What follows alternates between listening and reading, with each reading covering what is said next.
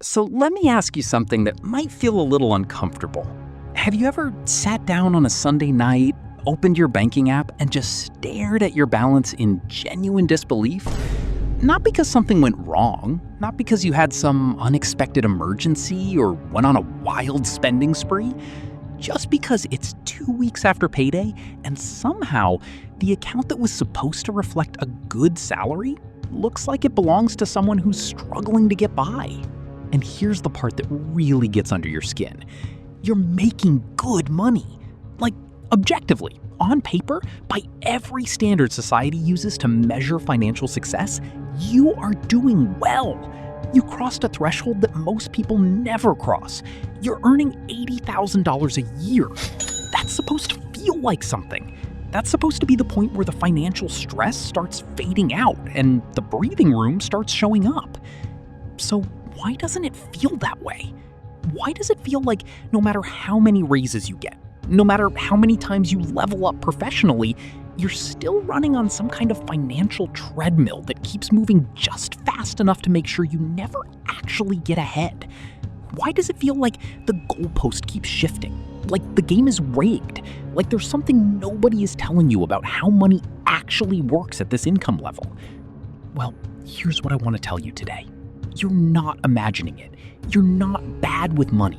You're not failing at some basic adult skill that everyone else has figured out.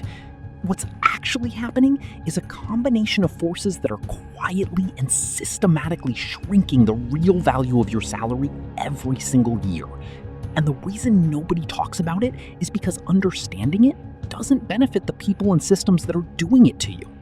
My name is Andrew, and I help people understand why the financial system works the way it does, why doing everything right still feels like falling behind, and what you can actually do about it.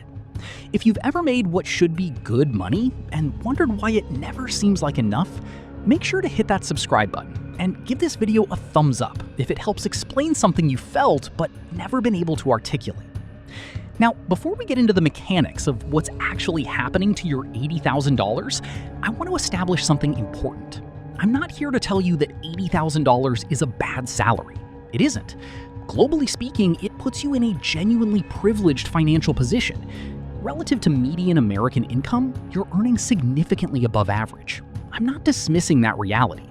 What I am telling you is that there is a massive difference between what $80,000 looks like as a number on a job offer and what it actually does for your daily financial life in 2026. And that gap, that difference between the number and the reality, is exactly what we're going to dig into today. Let's start with the first place your $80,000 disappears, and it happens before you ever see a single dollar of it. If you're a single filer living in a state with average income tax, here's roughly what happens to that number. Federal income tax at your bracket takes somewhere around $13,000 to $14,000, depending on your deductions. Social Security takes another $4,960. Medicare pulls out another $1,160. State income tax, if you live somewhere like Illinois, Georgia, or Virginia, grabs another $3,500 to $4,500.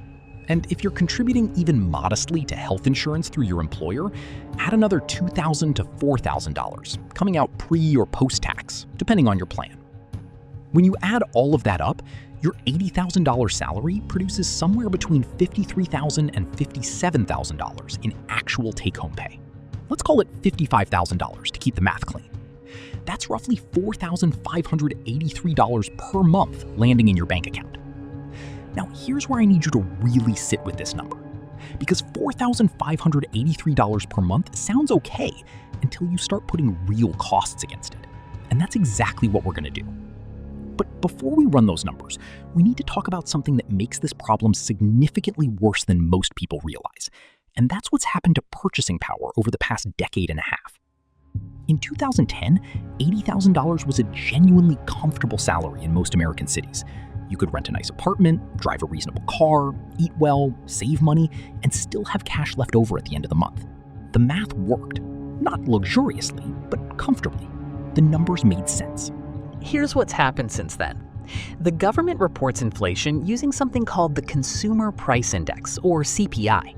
And according to that measure, inflation has averaged around 3 to 4% annually over the past several years, with some brutal spikes in between.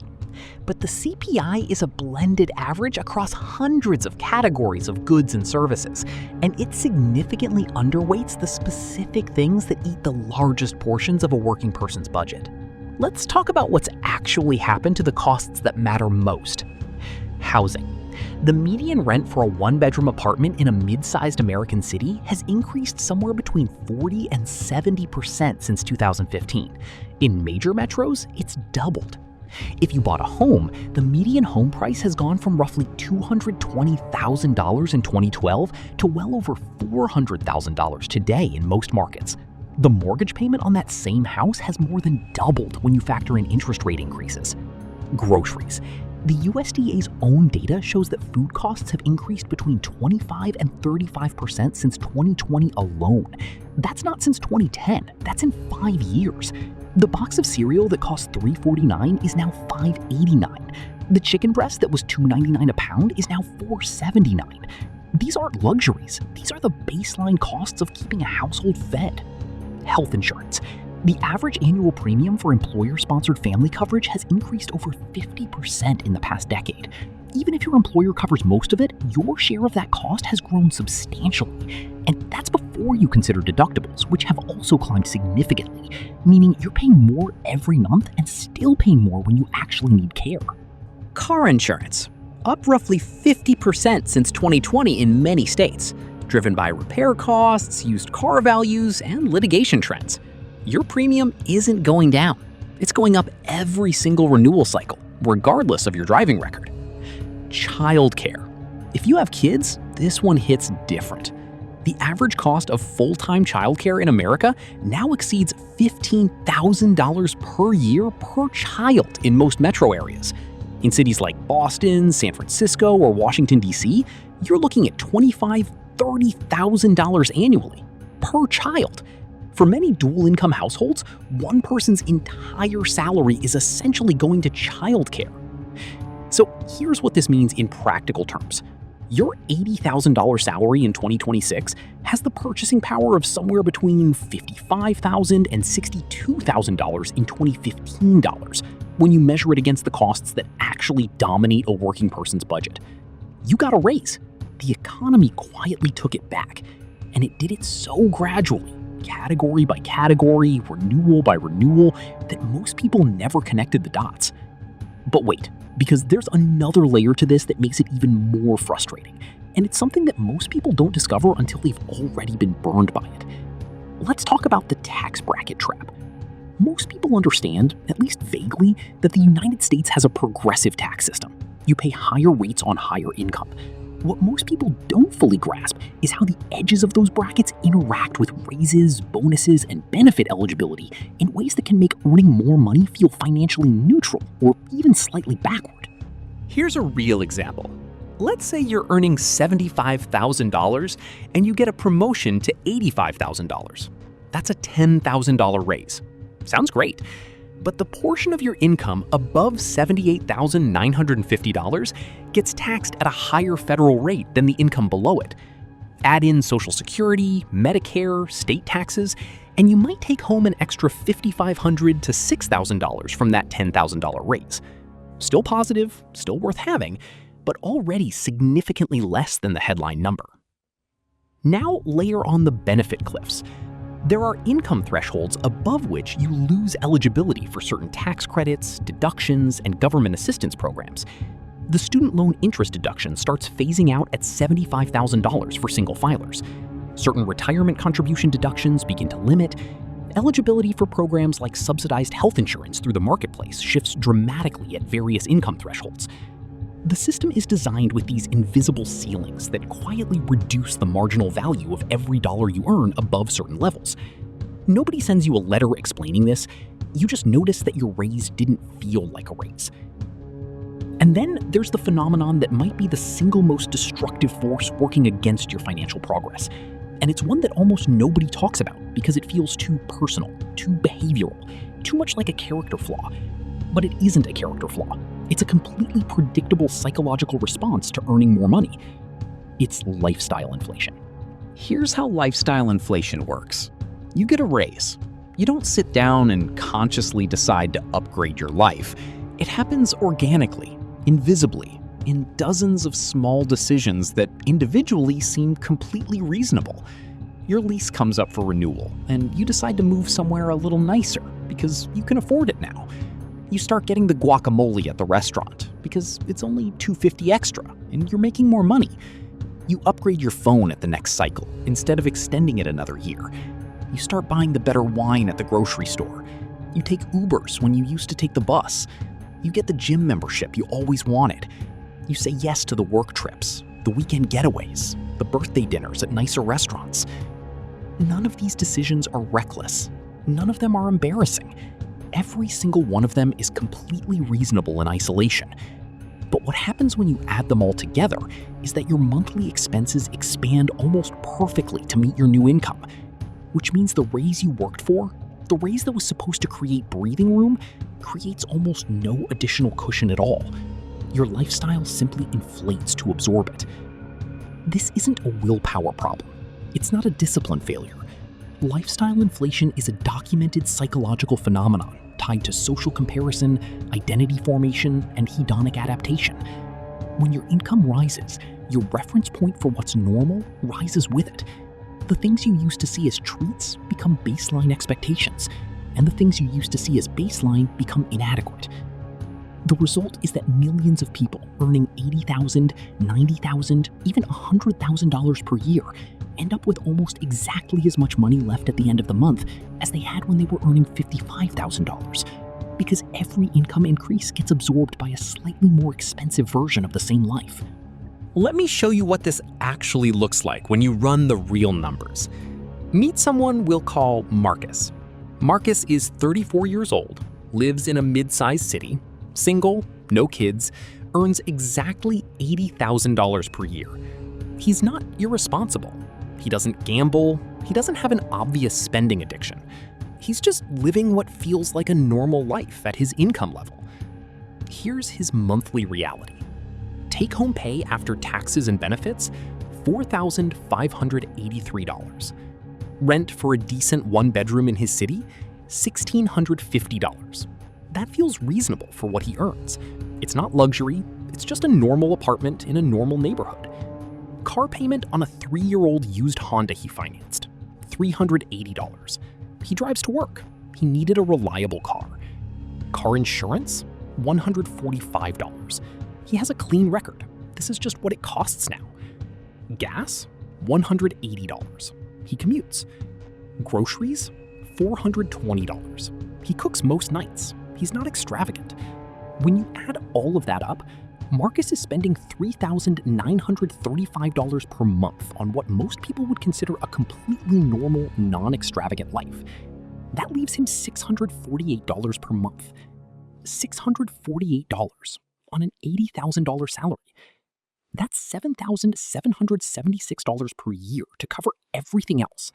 Emergency fund contributions, retirement savings, unexpected expenses, any travel, any clothing, any medical costs beyond his coverage, any car repairs, any social life beyond the dining out budget we already counted, any financial goals whatsoever. And here's what makes this particularly brutal. $648 per month is not enough to meaningfully build wealth. If Marcus puts all of it into a retirement account, he's saving $7,776 per year.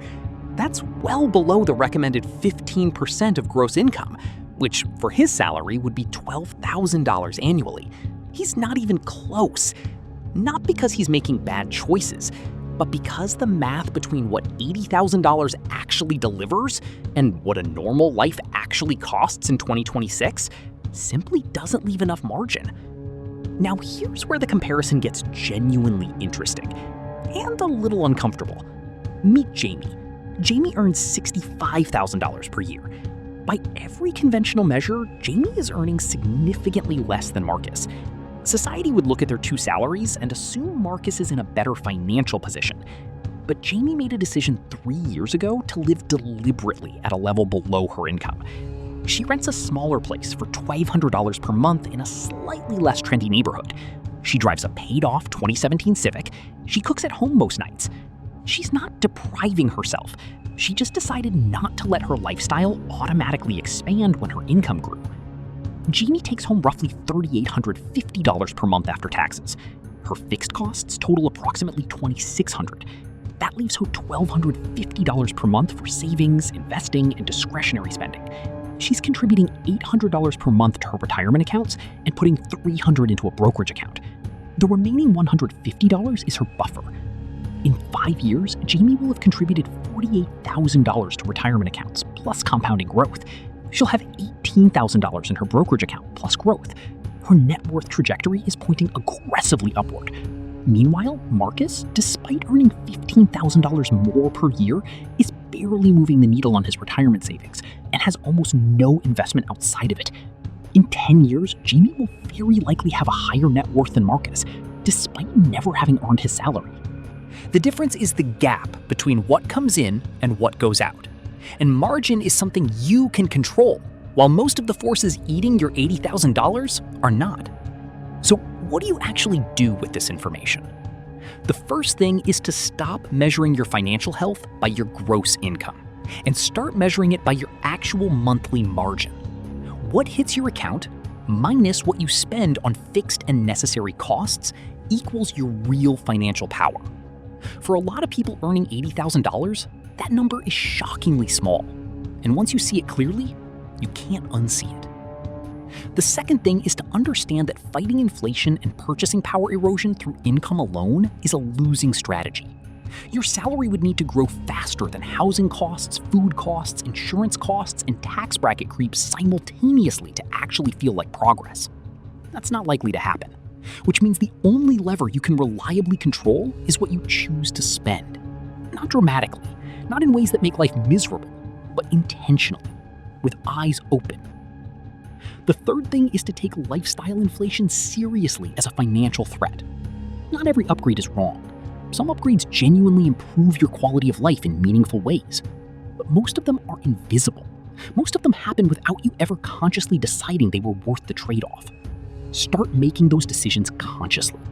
Ask yourself whether this upgrade is genuinely improving your life, or whether you're just matching the lifestyle of people around you who may themselves be financially treading water. Every time your income increases, increase your retirement contribution and investment contribution first, before you adjust your spending. If you never see the money in your checking account, you can't spend it on a slightly nicer version of something you already have. Your $80,000 salary isn't failing you. The system around it is doing exactly what it's designed to do. Taxes take their cut. Inflation erodes the rest. Lifestyle expectations rise to meet whatever remains. And the gap between what you earn and what you keep quietly disappears before you ever had a chance to use it. But here's what I want you to take from this. Understanding the mechanism is the first step to interrupting it. Because once you see exactly how your salary is being systematically reduced before it ever reaches your financial future, you stop blaming yourself for not getting ahead and start making deliberate decisions about what you're going to do instead. $80,000 is not a bad salary, but it is not the financial finish line it was sold to you as. And knowing that clearly and honestly is worth more than any raise you'll ever receive.